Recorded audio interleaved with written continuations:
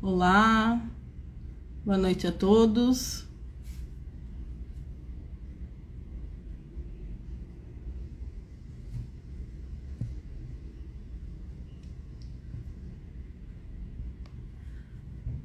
Boa noite a todos. Iniciamos aqui mais uma live da nossa Comissão de Direito Previdenciário da OAB São Paulo.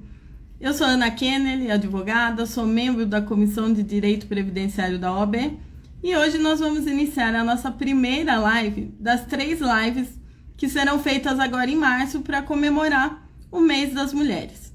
A gente vai trazer casos de mulheres que inspiram na advocacia previdenciária e como de fato elas conseguem conciliar ser mulher, ser mãe, esposa, a própria advocacia, a primeira, a segunda, a terceira jornada do dia e que servem de inspiração para todos nós advogadas.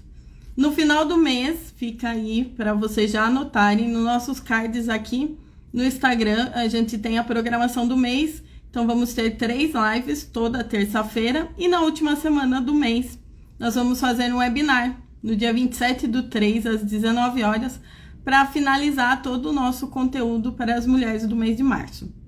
Falando um pouco mais com a Heloísa Pancotti e a Clarice Salim sobre o direito das mulheres trans.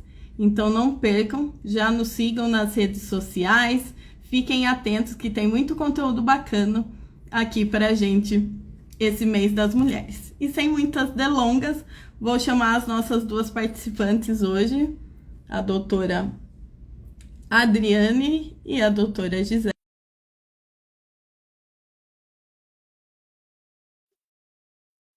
Olá, doutora! Boa Olá, noite, tudo boa bem? noite. Me escutam bem? Sim, eu estou escutando. Estou Tudo procurando a bem? Adriane aqui. Vamos iniciar nosso mês das mulheres, falando um pouquinho sobre carreira, como tudo começou na advocacia. A doutora Adriane já está entrando também.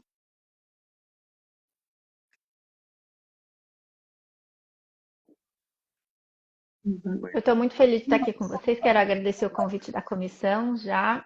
E a alegria de poder, no mês da mulher, estar conversando um pouco sobre a história, né? A gente fala tanto sobre direito previdenciário, agora esse bate-papo hoje tem a ver com a gente também, com todas as rotinas, com todos os detalhes, com o nosso dia a dia, né? Então é muito legal compartilhar, porque às vezes a gente vê só o que está aqui na telinha, o que está no celular, aquilo que a gente escolhe mostrar, mas a gente não vê a correria do dia a dia, o cansaço no final do dia, até às vezes aquela dúvida que sempre bate se a gente está fazendo o suficiente, se a gente, né, tá sendo adequado, inclusive para as nossas famílias, para os filhos. Então, essas triplas jornadas que a gente tem são bem intensas, né? E é muito legal a gente poder compartilhar para que a gente ajude a inspirar e para que cada uma de nós entenda que a gente faz o que a gente pode, dar o nosso melhor, e isso tem que bastar. Aceitando a doutora Adriane aqui. É isso, a proposta nossa esse mês é trazer de fato as histórias dessas mulheres que estão à frente aí, né, da advocacia previdenciária, como tudo começou, até para servir como inspiração mesmo para as jovens advogadas que estão chegando agora no direito, falar, meu Deus, eu não vou dar conta de tudo que tem que fazer. Então, muito legal você ter aceitado o nosso convite para estar participando aqui hoje com a gente. A doutora está falando que está aqui, eu já aceitei ela. Deixa eu tentar aceitar novamente. Vamos lá. Estou meio nova em relação a lives. Mas a gente está sempre aprendendo. Essas coisas acontecem, assim, às vezes às vezes cai, às vezes volta, a gente tem que ter tranquilidade para. Sim, vamos lá. Aceitar lá de novo. Entrar com a Adriana. Às vezes é a internet também, que está um pouco É, instável, daí demora um pouquinho para conseguir entrar. aqui em São Paulo está caindo o mundo. Ah, é? Tá chovendo aí? É, Ó, a Adri tá, falou que vai tá sair e chovendo. entrar de novo para ver se funciona. Tá dando que não pode participar. Ela saiu, parece. Saiu e tá tentando entrar de novo. Vamos ver. Deu certo. Agora Agora sim, tudo bem? Boa noite. Olá, boa noite. Olá, Gisele, tudo bem? Oi, Aninha. Oi, Adri. Eu só não tô te vendo. Mas Não? ela tá aqui, eu tô Ela enxergando. tá aqui. Na minha tela já tá eu e a doutora Gisele, não estão te vendo, mas acredito que para o pessoal tá todo mundo vendo as três, é isso? Acredito que Só me sim. dá um ok no chat Eu, pelo e menos, acredito tô que vendo. Pessoal, tá tô vendo tudo ok. nós três aí, como é que tá? Dá um feedback para nós. É, o Aqui. pessoal tá Sim, estão assistindo, vendo ó. sim, ó. O pessoal tá dizendo que sim. Então, ótimo. Ótimo. Então, vamos começar a nossa primeira live. Pois Vou é. apresentar as nossas convidadas, a doutora Adriane Bramante de Cássio Ladetim, nossa presidente aqui da Comissão de Direito Previdenciário e advogada, e a doutora Gisele Lemos Cravichinchim, que é advogada, especialista em Direito Previdenciário e Gestão de Previdência Privada, presidente do Instituto de Direito Previdenciário, do IBDP, e conselheira federal da OAB Santa Catarina. Obrigado pelo convite mais uma vez. Doutora Adriane, quer falar um Olá, pouquinho? eu que agradeço, obrigada aí pelo convite. É um prazer compartilhar aqui hoje com vocês dessa live com a doutora a Gisele Cravichinchim, que é uma amiga, uma querida. A Aninha também, que faz parte ali, está fazendo um arraso na nossa comissão, subcomissão de eventos da OAB São Paulo. Quero desde já parabenizar pelo trabalho, viu? Estou muito, muito orgulhosa. Ai, obrigada. Bom, vamos começar então. Eu quero saber como que foi o início da carreira das duas e qual foi o maior desafio. Doutora Gisele, se quiser começar. Vamos lá. Eu comecei estagiando em Direito em 98. No meu primeiro dia de faculdade, já fui trabalhar. Meu pai era advogado, tinha um escritório que fazia previdenciário e tributário. E eu fui estagiar, então, e comecei como telefonista. Na época, a telefonista dele, a recepcionista telefonista dele, estava tirando licença maternidade e eu comecei ajudando na recepção. Depois, eu fiquei um tempo a secretária, trocou, daí eu fiquei um tempo secretária. Depois, na época, eu lembro que a gente recortava jornal ainda, não era leitura assim, então eu fiquei um tempo recortando jornais, arquivando nas pastas, então eu comecei já, antes dos juizados existirem, eu já estava por aqui. E eu acho que o legal de começar, né, e de a gente, cada um tem seu caminho, cada um tem sua história, e não quer dizer que um seja mais fácil ou mais difícil que o outro, acho que a gente tem que respeitar a história de cada um, né? E no meu caso, eu tinha a inspiração do meu pai, que inclusive se foi no início desse ano e deixou muita, muita, muita saudade. E consegui, assim, o previdenciário foi uma paixão compartilhada com ele, porque ele, dentro do escritório, ele tocava o previdenciário, o sócio dele, o doutor Flávio, cuidava do tributário. Então, e acabou que o previdenciário a gente tinha mais volume, os estagiários acabavam se envolvendo mais com o previdenciário, porque o cliente vinha, queria informação do processo e a gente tinha que dar, e o previdenciário eram menos clientes, com valores maiores de ação, então a gente intervinha pouco, porque o advogado precisava menos do apoio do estagiário. Então o previdenciário foi acontecendo na minha vida aos pouquinhos, pela necessidade, pela constância. O meu gostar começou com os cálculos, por incrível que pareça, porque na época eles faziam, o escritório fazia só revisional, e não fazia concessão nem restabelecimento. Então, o meu contato com o previdenciário inicial foi com as grandes teses, o RTN, IRSM, depois a gente desenvolveu a EC 20, 41 lá, mas tinha a súmula 250, 260, né? Então a gente tinha 260, a gente tinha essas teses lá. E eu comecei a querer entender por que num caso de RSM dava zero e no outro caso dava 34 mil. Então eu comecei a ir atrás para entender isso. Então o meu começo no previdenciário se dá diferente, acho que de muita gente, porque eu começo com as revisionais e me interessando com os cálculos, assim. Então é um viés um pouco diferente, mas que me ajudou muito na carreira, assim. Eu acabei aprendendo o direito material, assim, mais detalhado depois. A curiosidade veio primeiro com os cálculos. E acho que o maior desafio profissional, tem alguns, né? Quando eu me formei, eu fui abrir uma filial do escritório do meu pai em Sergipe. Então, eu me formei, casei e fui trabalhar, montei um escritório lá. Então, isso foi um desafio, porque é começar do zero, numa cidade diferente. E eu acho assim que o momento que me deu mais frio na barriga, assim, que eu cheguei a pensar que eu não ia fazer, eu falei, acho que eu não vou, foi em 2010, quando eu fiz a minha primeira sustentação oral no Supremo. Na época era repercussão geral, a gente não sabia muito bem esse formato, que ele começou ali em 2007, mas ainda estava, foi a primeira grande tese previdenciária que a gente teve o julgamento, que foi da EC20, da EC41, era um processo ali do escritório, uma tese que a gente tinha desenvolvido e vinha trabalhando desde o início, inclusive era um cliente de Sergipe, que foi o caso Paradigma, que foi afetado, e não era comum, assim, os advogados previdenciaristas atuarem diretamente, fazerem sustentação oral no Supremo, a gente não via isso, né? Porque nos casos individuais isso não acontecia, e a repercussão geral era algo que a gente ainda estava entendendo todos os seus efeitos, o que era uma tese firmada e tudo isso, né? Então eu lembro que quando saiu a publicação, colocando na pauta, eu cheguei a pensar, bem, mas nunca vi ninguém fazer, eu acho que eu não vou, né? Talvez não. E daí eu lembro que meu pai disse, não, vai sim, minha filha, vai, porque pode ser uma oportunidade, né, de você aprender. Eu acho que quando essas chances aparecem na vida da gente, a gente tem que enfrentá-las. Eu sei que dá medo, mas vai.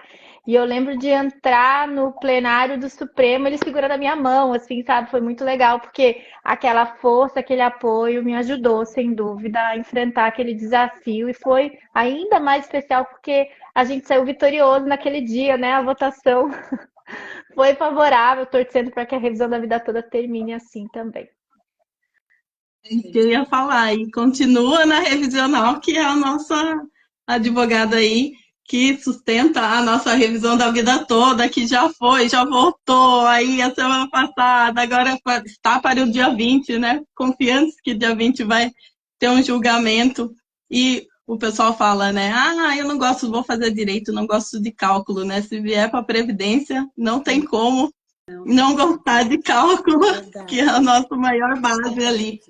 E doutora Adriane, como foi o início da carreira e qual foi o seu maior desafio? Eu comecei um pouquinho antes da Gisele, eu comecei, na verdade, em 89, quando eu entrei na faculdade. Na verdade, eu já trabalhava com a minha mãe antes, mas eu não levava muito a sério. Desde os meus 14 anos, eu ia para a agência antigamente era INPS, né? Eu ia para o INPS, ficava na fila de madrugada, fui muitas vezes e eu comecei a trabalhar com a minha mãe. Quando eu entrei na faculdade em 89, aí eu fui de verdade. Eu trabalhava num lugar, pedia conta e fui trabalhar no escritório. E a minha mãe tinha uma salinha, era uma salinha. E eu era a office girl, eu fazia tudo. Eu ia para o banco pagar conta, eu atendia cliente, atendia como recepcionista, igual a Gisele, eu era secretária. Eu fazia pedido de SB40, que era na época, eu ligava para a empresa, olha, tem aqui o seguradinho, tá precisando de pegar o SB40, e aí a empresa não sabia fazer, ligava lá, pedia para a empresa fazer o SB40, era fácil o documento, e eu fazia contagem na mão, não existia sistema, era tudo sertanejo, a gente tinha uma máquina de escrever, que tá aqui, vou mostrar para vocês, olha a máquina de escrever que a gente tinha aqui, ó. Essa era a máquina de escrever que a gente tem aqui, ela guardada, as 7 chaves. E quem era que datilografava? Eu, claro. Punha os branquinhos lá e quando errava, eu errorex, e aqueles montes de papel de seda para ter a contrafé.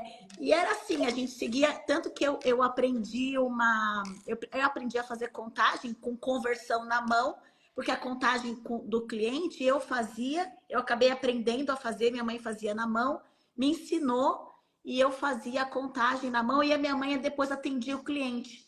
Mas quando ela atendia o cliente, ela já tinha a contagem na mão, a gente tinha uma tabela de conversão, a tabela que eu coloquei no meu livro de especial, a gente usava aquela tabela, mas essa tabela veio muito depois, a gente fazia a contagem na mão. E assim foi seguindo e fui trabalhando. E assim como a Gisele, eu não tinha nem conhecimento da lei. Era tudo sertanejo. A gente fazia porque a CANSB falava, porque a IE, nem era IN na época, era OS, enfim, era a CANSB, era a Consolidação das Leis da Previdência e tudo mais. Então a gente tinha a Constituição ainda. Eu sou da época do buraco negro, porque eu comecei em 89 e a lei 8.213 só saiu em 91. Eu me formei em 93. Então, eu sou dessa. Assim como a Gisele começou com o pai dela, o pai foi a inspiração. Para mim, a minha mãe foi a minha grande inspiração, né? E até hoje. E naquela época é interessante, porque assim, naquela época, eu era a filha da Sueli Bramante. E hoje ela é a mãe da Adriane Bramante. Então é muito legal a gente ver toda essa evolução. E o grande desafio para mim foi começar a dar aula, porque a gente foi fazer um mestrado, e aí eu acho que eu já até contei uma vez essa história, de que eu comecei a fazer mestrado e o doutor Vladimir me ligou, doutor Vladimir Novaes, falou: Adriane, você vai dar palestra no congresso da LTR. Imagina! Eu ia nesse congresso, eu via o pessoal lá super top, aquele Pardal, aquele povo Vladimir, aquele povo todo, o Porta Nova. Eu falava assim, meu Deus, esse povo maravilhoso, né? Já pensou? Quando o doutor Vladimir me ligou e falou: Adriane, você vai dar uma palestra? Claro, doutor Vladimir, vou sim. Sobre contribuição da aposentadoria especial, nunca esqueço. Eu fiquei com dor de barriga 3 meses, eu nem respirava, nem comia, não dormia de madrugada. Mas eu falei assim, eu tinha duas alternativas, ou ir ou não ir. Ou enfrentar, como a Gisele fez lá no STF, ou simplesmente dizer não. E eu falei, não, bora lá, né? Estudei, me matei de estudar e fui lá dar a palestra. E foi legal porque o Décio, o Bruno, que era da Anfip, é da Anfip até hoje, ele contestou tudo que eu falei. Tudo! Ele deu quase uma palestra depois da minha, contestando tudo que eu tinha falado. Mas assim, foi inesquecível, porque foi uma grande experiência. E a partir disso, a gente deixa de ter medo. A pessoa fala assim, não vou dar palestra. Não, vou sim, porque são esses desafios, essas oportunidades que aparecem na vida da gente, né? A gente tem que encarar. Verdade. Esse congresso, Adra, é engraçado, porque também era o único congresso que tinha na época, né? Eu lembro quando o professor Vladimir me ligou, também me convidou para ir. Eu fiquei morrendo de medo, mas eu falei, eu vou. E ele, o doutor Vladimir Martinez, ele era o organizador do congresso e ele sentava na primeira fileira e assistia todas as palestras e no final ele era o primeiro a fazer as perguntas. E ele sempre fazia perguntas bem difíceis, assim. E eu lembro que eu já tinha assistido ele fazer perguntas para outras pessoas e eu me preparei. Eu falei, meu Deus, se ele perguntar, eu tenho que saber responder. Exatamente. O medo não era dar a palestra, porque você chega com o discurso pronto. Você vai, aperta o play e vai. O problema eram as perguntas, porque ele tinha as perguntas no microfone, as perguntas eram ali feitas na hora, e eu ficava morrendo de medo. Eu falei, meu Deus, eu vou fazer uma pergunta que eu não conheço, que eu não sei responder. E a gente ficava. E aí eu aprendi depois que a gente tinha que ligar para o doutor Vladimir, porque ele faz os temas. Ele sempre organizou os temas e tal. E eu ligava para ele, doutor Vladimir, o que o senhor quer dizer com isso? O que o senhor quer que eu fale? Depois a gente vai ficando macaca véia, né? Nessa questão, a gente já começa a pegar o jeitinho e vai que vai. Os macetes para não passar nem cortar.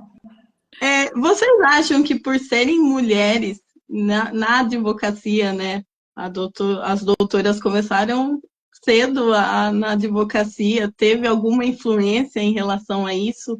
Conta um pouquinho mais como que foi essa questão de ser mulher na advocacia. Quer falar, Gil? Pode falar. Então, eu acho que a gente tem que entender que é, sim, diferente, né? O lado feminino e o lado masculino. A gente percebe, por exemplo, na nossa área de atuação, o nosso cliente muitas vezes mais velho, né? Então, tinha vezes que eles chegavam e você via, eles até, você é tão novinha, sabe? Nos comentários Passei muito assim, por você isso. é tão novinha, quantos anos você tem de advocacia? Eu lembro que no começo eu me vestia sempre muito formal na hora de atender, para passar um pouco mais, né, de segurança para o cliente, porque a gente sabe que essa parte de convencer, né, e de contratar com o cliente, a gente tem que ter um cuidado ali. Mas eu sempre entendo, pelo menos da minha parte, né? Esses dias eu estava até brincando com uns amigos comentando que eu acho que a gente trabalha com as armas que a gente tem. E o fato de a gente ser mulher não pode ser entendido como algo ruim, né? É algo positivo. Então a gente tem, e não são todas, cada um de nós tem os seus jeitos, seja homem, seja mulher, né? Tem gente, tem homens que às vezes são mais empáticos, mas a gente trabalha com aquilo que a gente tem de positivo. Eu, por exemplo, percebi é, na minha história, no meu jeito, que eu fazia com que o cliente se sentisse confortável, com que eu conseguia acolher o cliente, que isso era o meu ponto forte. Eu acho que é isso que a gente tem que fazer, né? Independente de como a gente se identifica, eu acho que é isso que a gente tem que ver. O que, que você tem de ponto positivo? Aquilo que são as características que você acha legal, que vão funcionar bem na tua carreira, e você reforçá-las, e aquilo que talvez você possa, você pensa, eu, por exemplo, eu sou ruim eu tenho muita pena dos clientes, então eu sou péssima para precificar. Se o cliente começa a chorar, eu já digo, não vou. Eu, assim, eu aprendi que não dá para ficar dando mega desconto, mas eu parcelo Casas Bahia, assim, sabe? E eu tenho que tornar possível a ação. Eu sou muito sensível ali. Então, é uma coisa que eu vou desenvolvendo para melhorar. E outra coisa também que eu tive que desenvolver na minha carreira foi tentar assim, proteger um pouco o meu lado emocional, porque eu me envolvo bastante com o sofrimento do outro. Então, eu lembro assim várias vezes que eu ficava arrasada quando eu ligava para dizer que tinha ganho, que saiu o pagamento e o cliente tinha falecido. Eu ficava assim, às vezes me estragava a semana, sabe? Que era um cliente que estava sempre ali. Então, você cria o laço, cria. E é importante que você tenha isso, que você siga, mas você tem que ter algum cuidado de filtro, né? Então, assim, essa sensibilidade com o cliente, ela é um ponto positivo, mas você tem que cuidar também, porque às vezes isso começa a afetar demais o teu emocional e a gente lida com a frustração do outro, com o momento de necessidade do outro, né? Com a sensibilidade do outro ali no momento ruim, que ele tenta um benefício e não consegue, que ele está doente, não consegue se aposentar, enfim. Então, o emocional é algo que eu tive que trabalhar, mas eu acho que é isso, acho que a gente tem que entender aquilo que a gente tem de positivo, reforçar, e aquilo que a gente pode aprender ou melhorar, a gente ir tomando esses cuidados para poder ir aprimorando, né? Eu também tive um começo difícil porque havia muito preconceito principalmente assim, eu sempre tive, quando eu era mais jovem, hoje não, mas a cara de muito menininha, já parecia que já tinha 20, mas ainda, né, já tinha 20, mas tinha cara de 15, ainda bem, né? A genética era boa. E aí os clientes não tinham confiança naquilo que, quando ele me via, ele falava assim, mas você é quem? É secretária? Não, eu sou advogada. E assim, quando a gente começava a falar, depois que a gente começava a falar e mostrar segurança na fala, aí é que a gente conseguia conquistar o cliente. Mas eu sempre ficava. A minha mãe sofreu muito preconceito, porque a área previdenciária no começo era. Primeiro que a gente tinha que enfrentar fila de madrugada. E como é que uma mulher vai ficar na fila às 4 da manhã na porta do INSS? É perigoso. O homem também mas para a mulher é um pouco mais difícil, é um pouco mais sensível, né? Há um perigo. E aí, a minha mãe enfrentou muito esse preconceito, né?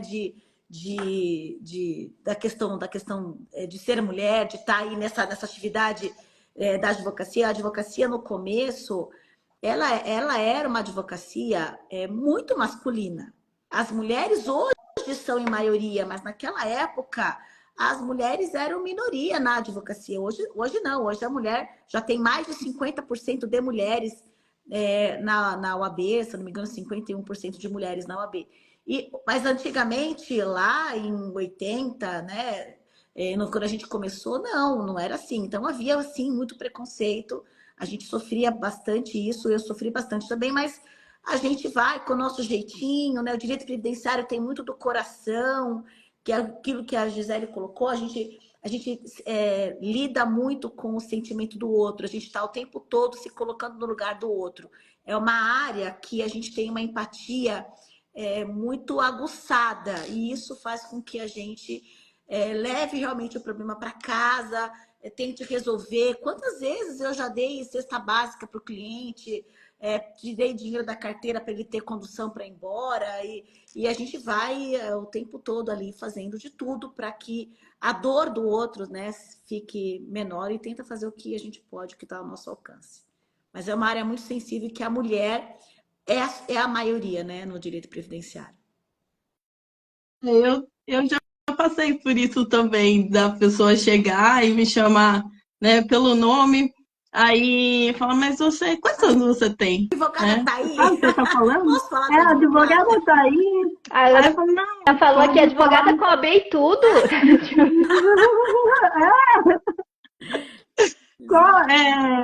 Como que eu posso te ajudar? E a pessoa ela começa a falar, você começa a mostrar os caminhos para ela.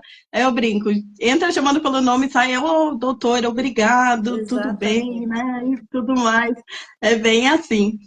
E como a Adriane falou, né? A gente tem essa questão do direito previdenciário, ele tem uma visão mais de cuidar, né? De dar assistência ali. Vocês acham que por se tratar de um direito social em sua essência, a nossa maioria aí das advogadas são advogadas mulheres ou não? Não tem nada a ver essa relação do direito previdenciário.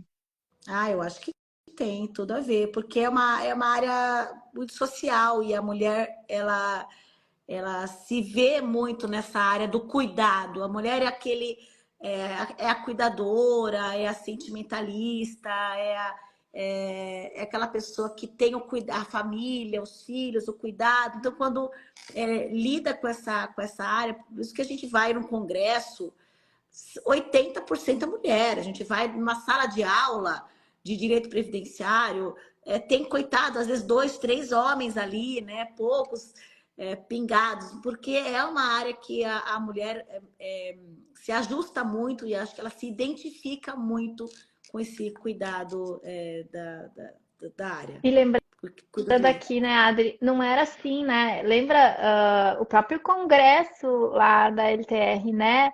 Lembra a plateia? Eu tô visualizando ele aqui. Totalmente, era muito Era muito masculina. masculina. E os autores dos livros, e hoje eu até estava falando sobre isso. Quando a gente começou, você tinha 3 autores que Era escreviam livros. Era o Florescendo Martinez, o Paixão. Valera e o Paixão, Isso, né? 3 Assim, que homens. 3 homens. E eu acho que o IBDP, os institutos também têm um papel fundamental nisso, de a gente fomentar o conhecimento e o estudo. As pós-graduações também que foram se espalhando no país, e depois que tinha uma pós de previdenciário, que era na PUC de São Paulo, depois tinha um único mestrado, que era exclusivo de previdenciário, que era a da PUC de São Paulo. E quando as coisas vão se difundindo, quando a gente tem mais gente estudando, pensando, escrevendo sobre direito previdenciário, de vários ângulos, a gente tem juízes, a gente tem advogados, a gente tem. E aqui eu não estou falando masculino, eu estou Ministério falando, né? Público, né? O Ministério Público, a gente tem a AGU, tem os servidores que começam a estudar, começam a dar aula. Isso faz um movimento no direito previdenciário, porque lá, naquele congresso, a gente era uma portinha pequenininha do lado de um salão enorme do trabalhista. E hoje em dia já não é assim. A advocacia previdenciária já empatou praticamente no censo que foi feito ano passado da advocacia, já empatou a previdenciária com a trabalhista, e é uma área que, inclusive, está crescendo. A tendência é que ultrapasse nos próximos censos, porque ficou ali no empate técnico, e o que a gente tem percebido é isso. E a maioria da advocacia previdenciária acaba sendo mesmo feminina, e acho que o BDP demonstra isso também, né, na nossa sequência de presidentes. E o quanto esse também engajamento da mulher no estudo, na técnica, então, além, né, de todo esse acolhimento que a gente pode dar, mas como você falou também, ele chega falando, chamando pelo nome, sai chamando de doutora, por quê? Porque você Verdade, mostra a qualidade, você mostra a verdade. técnica, você mostra conteúdo e ele pensa, né?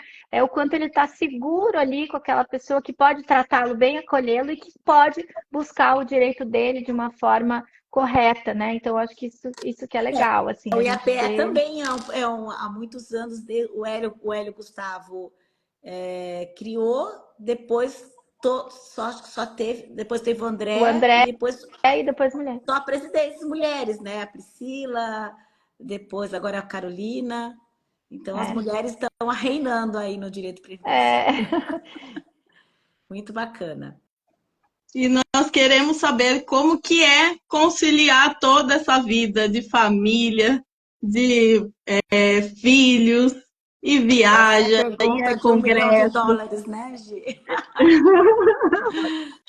É verdade. Não é Começo fácil, não. eu, Eu ainda que começa o meu filho você. está grande já está com 25 anos, já está morando fora, mas a Gi ainda tem um bebê, né? Eu tenho É, um filho tá com adolescente, 13, a mãe tá com pequeno, 13. pré-adolescente, mas não é fácil, não. A gente tem que lidar com muita.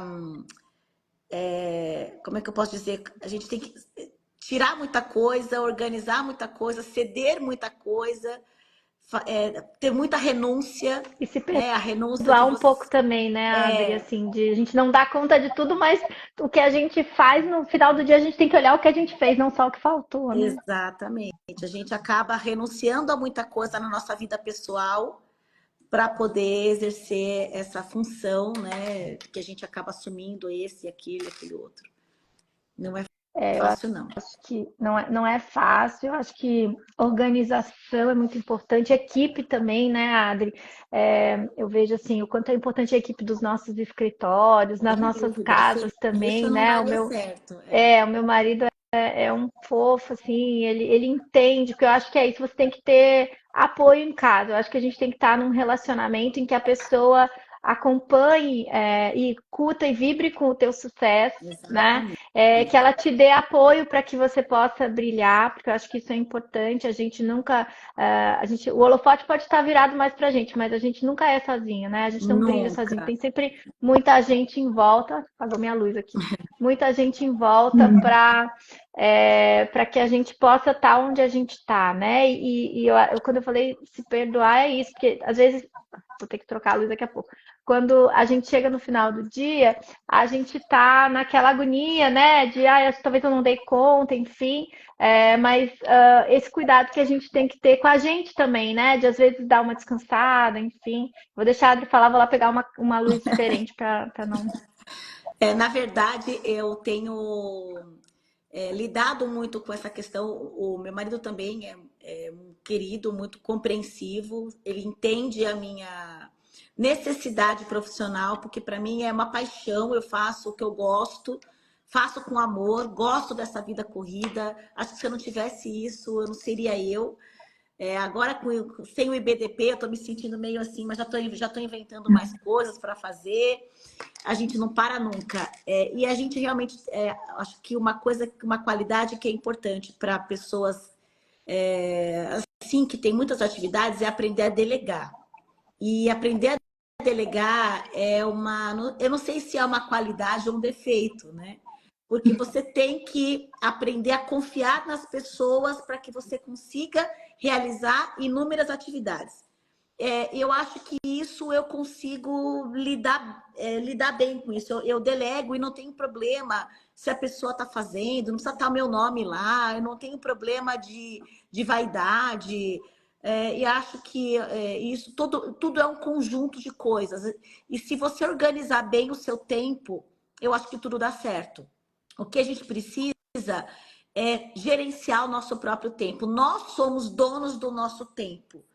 Então, a gente precisa aprender a gerenciar o nosso tempo, não perder tempo com besteira, com coisa inútil. Eu até fico com coisa pesada se eu estou, às vezes, fazendo uma atividade, sei lá, assistir uma novela. Nossa, se eu estou assistindo uma novela, mas eu podia estar lendo um livro, né? Eu podia estar aprendendo alguma coisa. Não, Adriane, isso aqui é o meu momento de lazer. Eu vou assistir essa novela e pronto.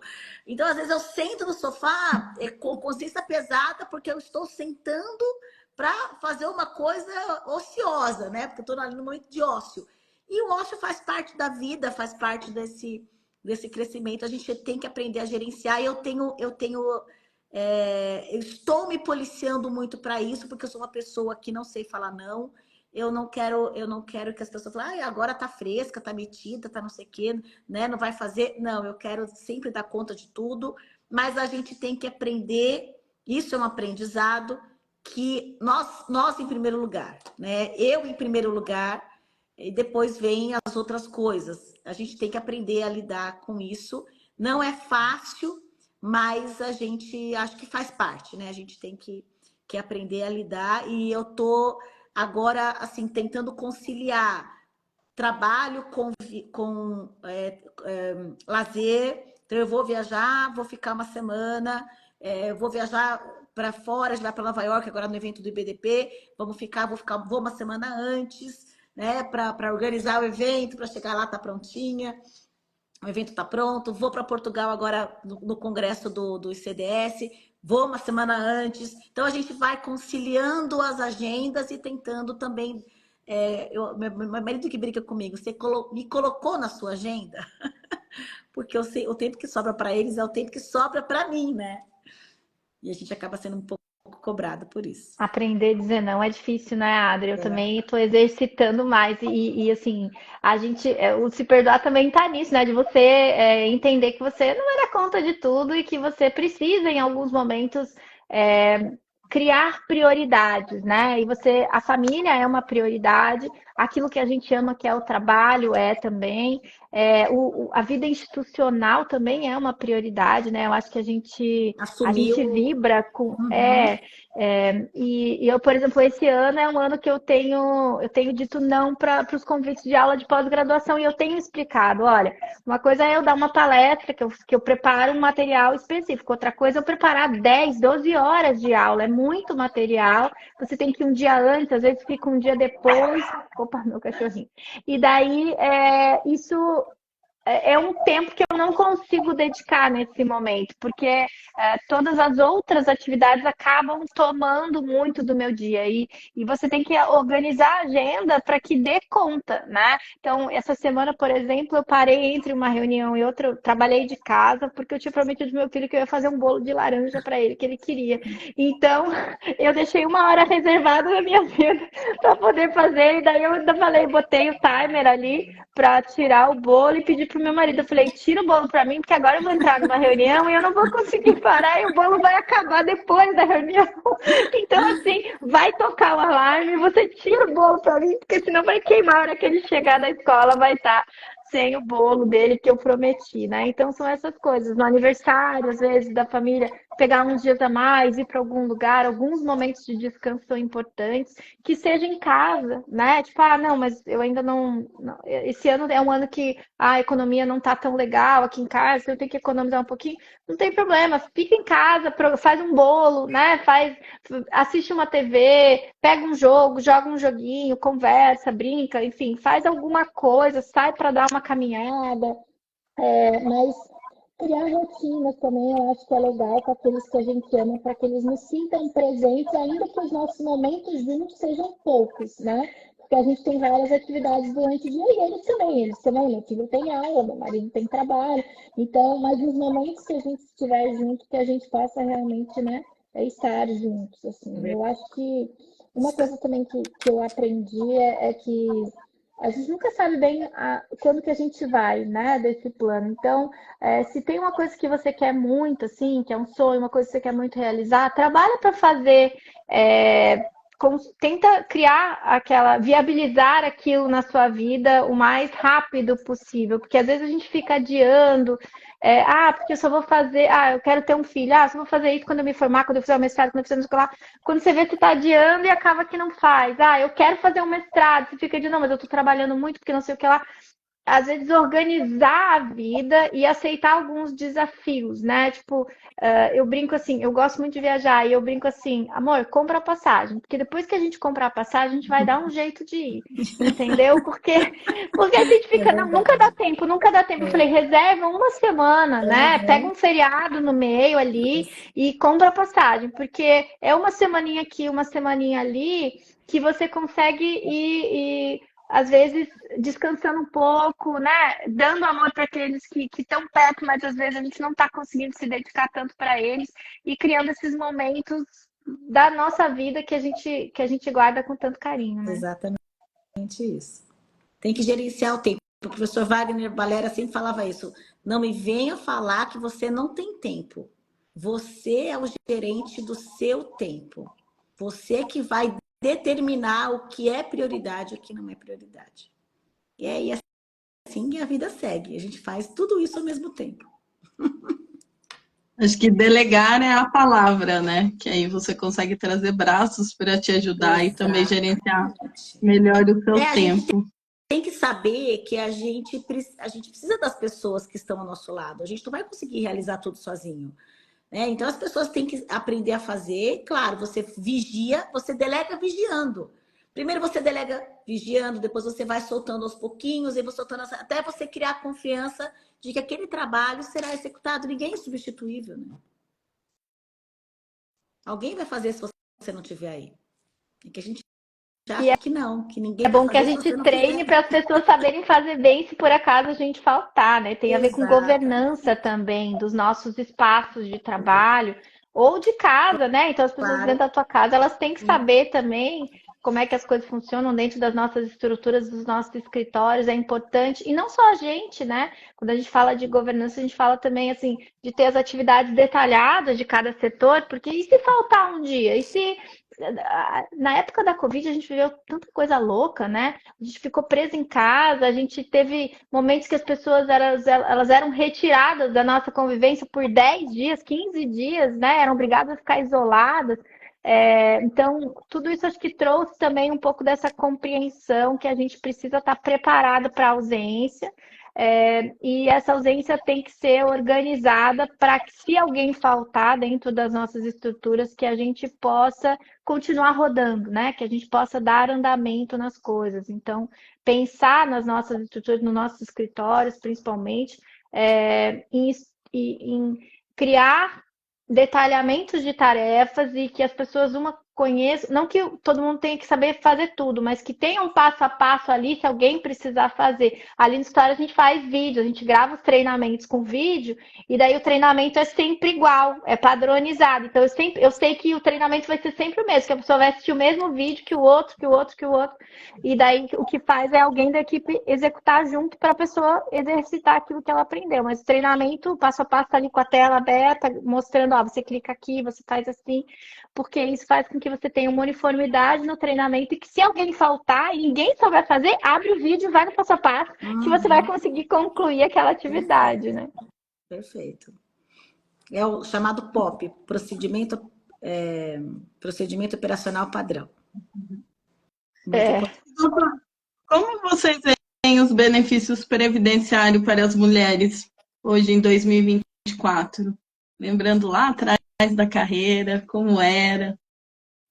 Olha, eu vou falar para você como era muito lá atrás. A mulher, antes da Lei 8.213, ela não existia a figura do facultativo. E a mulher não podia simplesmente comprar um carnê e pagar. Porque não a figura do contribuinte em dobro, que era o que hoje substituiu o facultativo, ele precisava ter uma filiação obrigatória antes. A mulher, portanto, não podia pagar. O que a gente fazia muito naquela época? Por isso que eu ia muito na prefeitura aqui em Santo André. A gente abria inscrição para as mulheres de costureira autônoma, porque elas costuravam em casa, né? Então, elas podiam ter inscrição de costureira autônoma, de professora autônoma. Então, a gente pegava a atividade que ela fazia e ela estava informal, fazia a inscrição dela na prefeitura como autônoma. Naquela época, a carência era de 60 meses, porque era da Lopes. Vinha ali 60 contribuições e elas conseguiam se aposentar com 5 anos de contribuição, como contribuinte individual, que ele era chamado autônomo naquela época, e continuava e começava a pagar. Depois, a 8.213 mudou a carência de 60 para 180 meses, e aí veio a tabela de transição do artigo 142, que aí foi aumentando 6 meses a cada ano.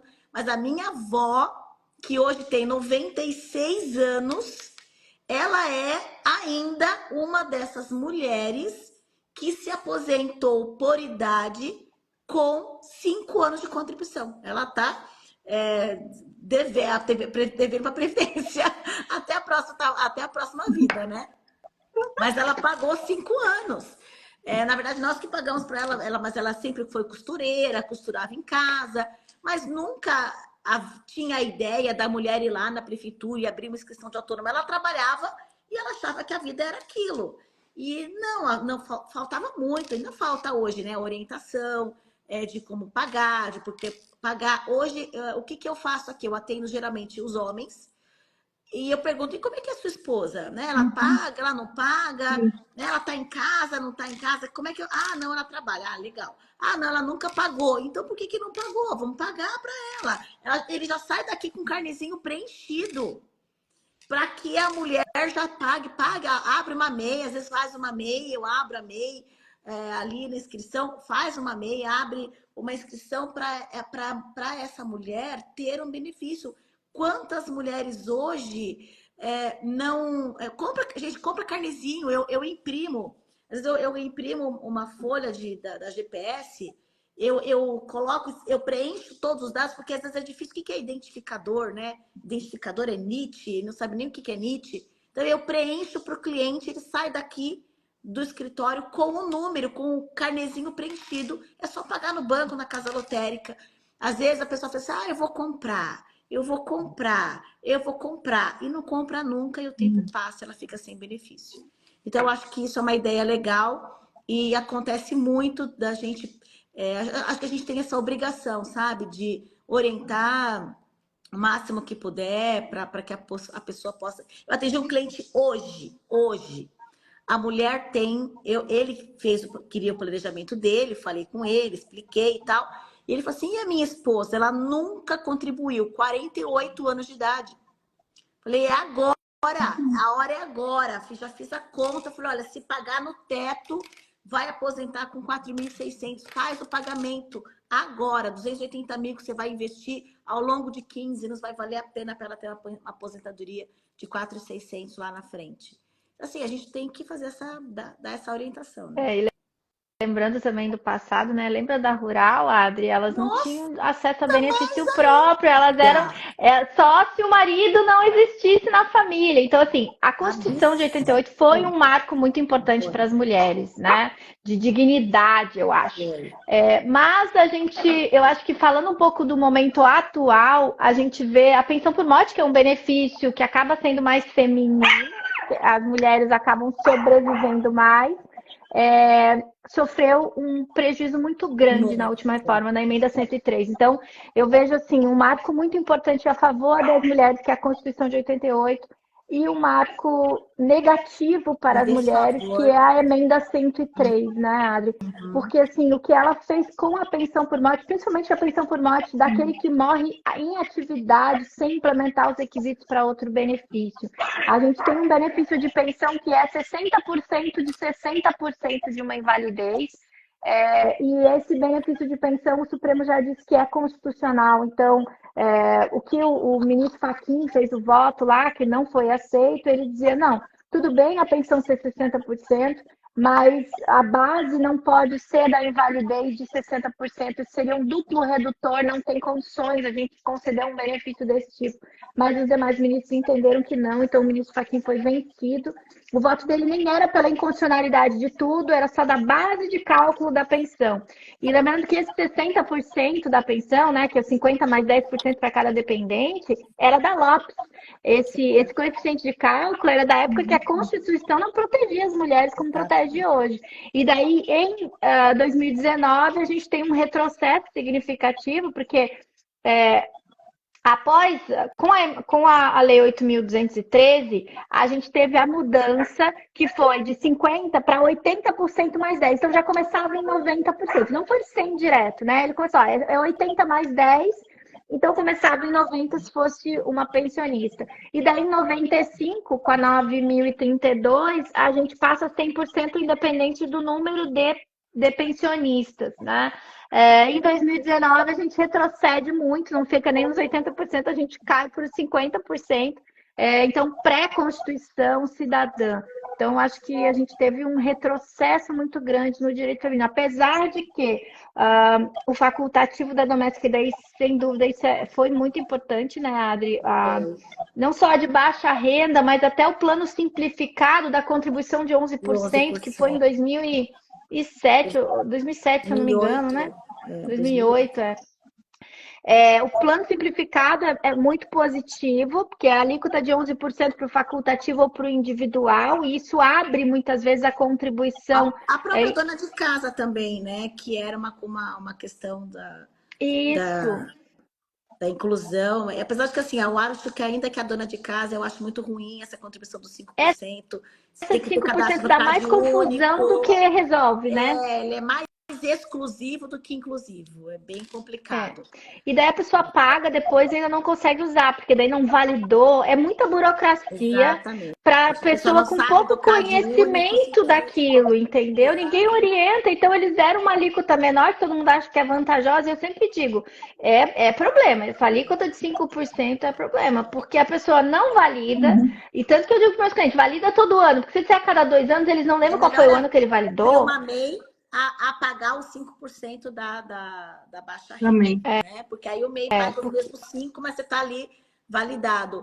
Agora, eu acho que o que você falou, Gisele, da pensão, o que eu tenho sentido aqui, você deve estar sentindo aí também, são as mulheres idosas que não trabalharam fora por questão histórica.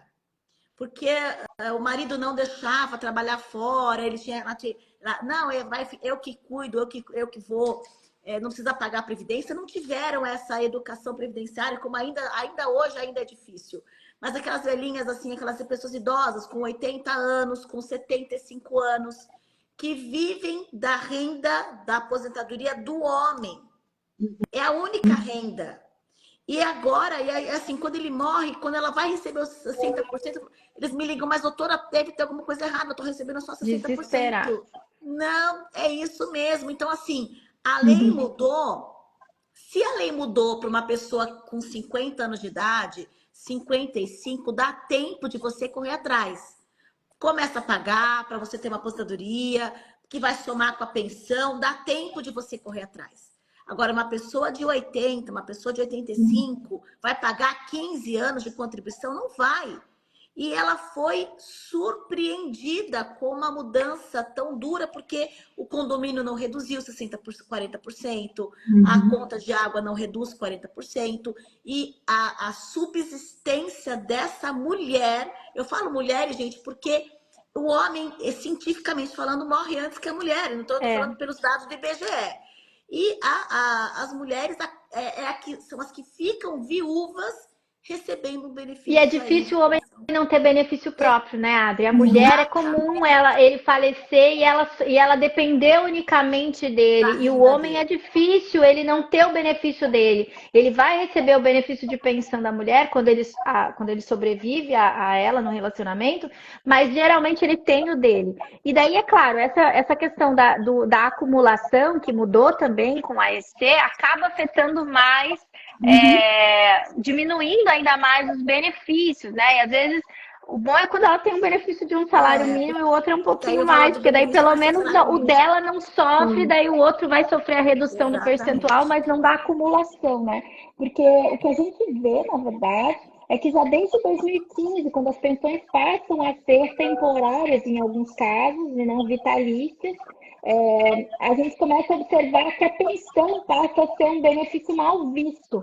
É um benefício, na época de 2015, quando teve a reforma lá, o governo acho que A era da MP Dilma, 664, né? De isso. 2022. Eles falavam muito assim, que eles pegam uma exceção, uma quase fraude, e colocam como regra para justificar as reformas, né? Uhum. Então, lá na época, eles falavam muito, e lá mudou tanto para regime geral quanto para servidor, daquela pessoa que casava com um idoso, uma menina de 18 anos que casa com idoso, às vezes é a filha da cuidadora, não sei o que lá, para ficar com a pensão.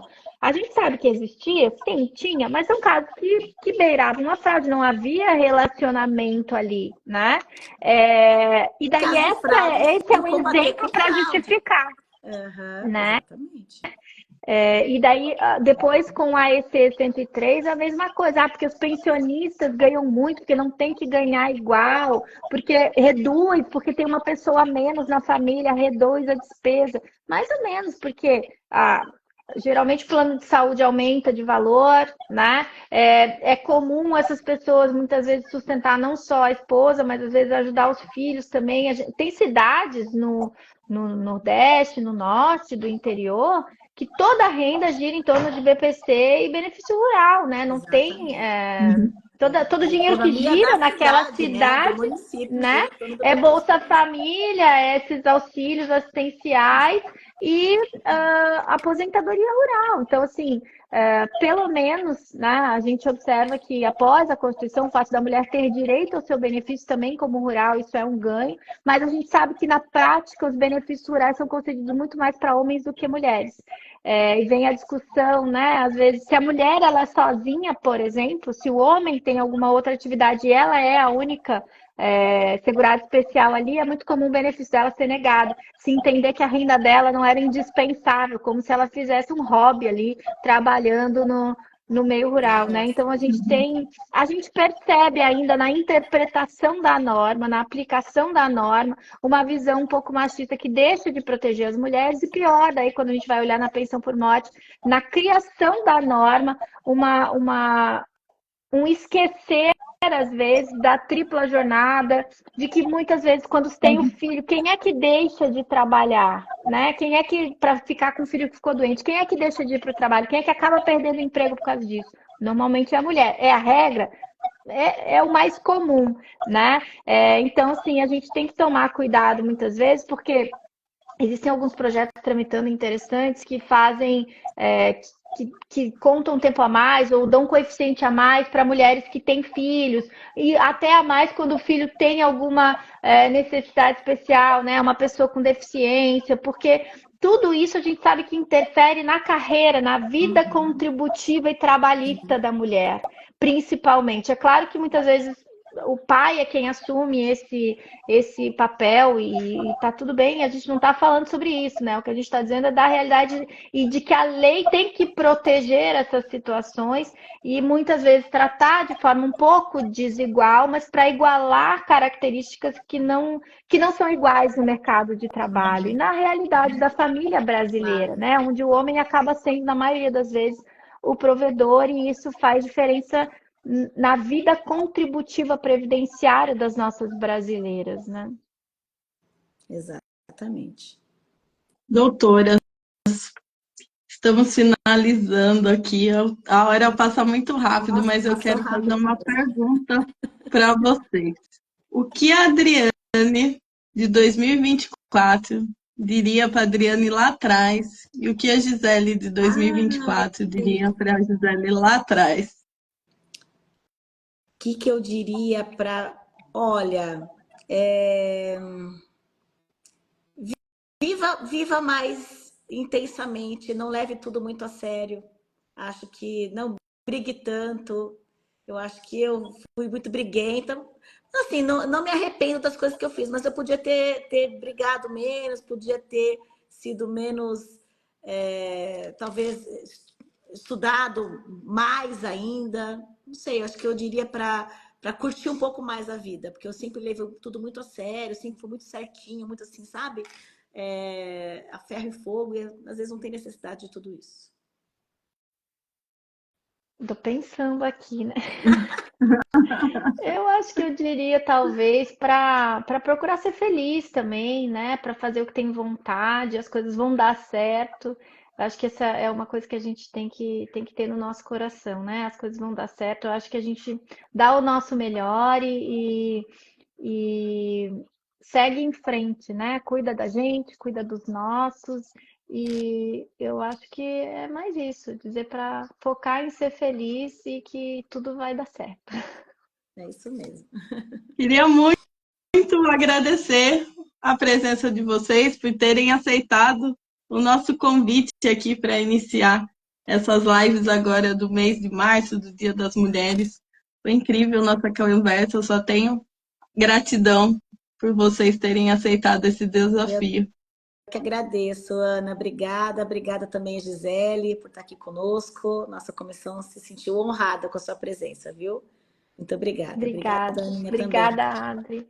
Obrigada, Ana. Obrigada pelo convite, Adri. Obrigada pela companhia, pela parceria de sempre. Eu que Assim, eu sou muito agradeço. honrada de ter você do meu lado e de poder ter trilhado vários caminhos ao seu lado também. Fico muito feliz. E agora a gente está indo para Nova York, né? É isso aí, se Deus quiser. Inscrições Muito encerradas. difícil.